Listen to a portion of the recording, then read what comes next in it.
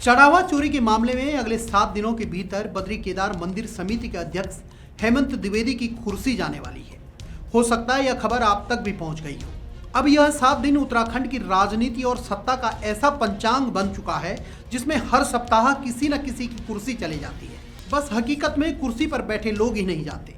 जरा याद कीजिए, पिछले 5 वर्षों में मुख्यमंत्री पुष्कर सिंह धामी की कुर्सी जाने की 50 तारीखें निकाली गई।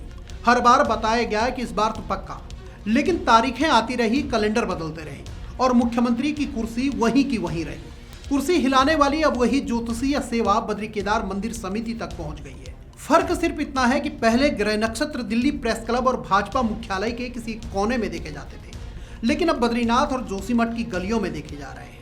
दिलचस्प बात यह नहीं कि 7 दिन की खबर चल रही है, दिलचस्प बात यह है कि आखिर ये कौन से दिव्य पुरुष हैं जिनके पास हर किसी की कुर्सी जाने का भविष्य पहले से लिखा रहता है।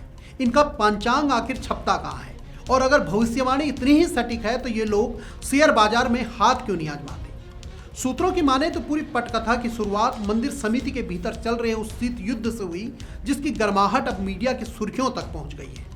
बताया जाता है कि मंदिर समिति के एक पदाधिकारी ने मंदिर परिसर के अंदर बने प्रोटोकॉल ऑफिस के एक कमरे में ही अपना अलग दरबार सजा लिया था। नाम पट्टिका लगी, कार्यालय सजा और नारायण के नाम पर पटके प्रसाद का ऐसा इंतजाम कि सरदा और अपनी जेब की व्यवस्था पर फर्क मिटने लगी।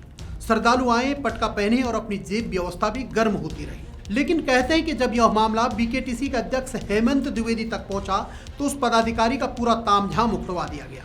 नाम पट्टिका बाहर, सामान बाहर और साथ में कई लोगों के अरमान भी बाहर। यहीं से कहानी में नया अध्याय शुरू होता है। अब आरोप है कि उसी से नाराज लॉबी ने माहौल ऐसा बनाया कि चढ़ावा चोरी का मामला सिर्फ चोरी तक सीमित न रहे बल्कि उसे राष्ट्रीय नैरेटिव का हिस्सा बनाया जाए। खबरों का ऐसा तड़का लगाया जाए कि तथ्य पीछे छूट जाए और सनसनी आगे निकल जाए।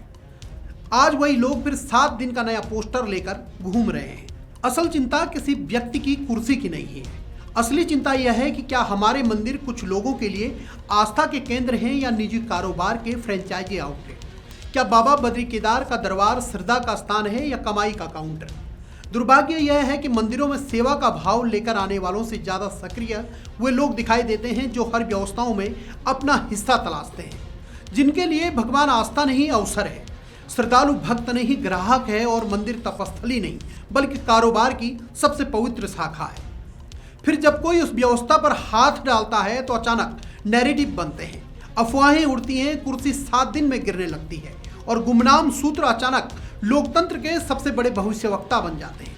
उत्तराखंड में एक पुरानी कहावत बनती जा रही है, यहाँ कुर्सियाँ कम हिलती हैं लेकिन अफवाहें उनसे ज़्यादा कई तेज दौड़ती हैं।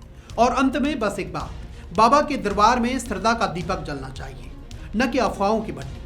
मंदिर अगर कुछ लोगों के लिए कमाई का अड्डा बन गए हैं तो सबसे पहले उसी मानसिकता का विसर्जन होना चाहिए, क्योंकि जब आस्था पर कारोबार हावी होने लगता है तो सबसे बड़ी चोरी चढ़ावे की नहीं बल्कि विश्वास की होती है। आगे फिर मिलेंगे नई रिपोर्ट के साथ। देखते रहिए तीतर न्यूज़।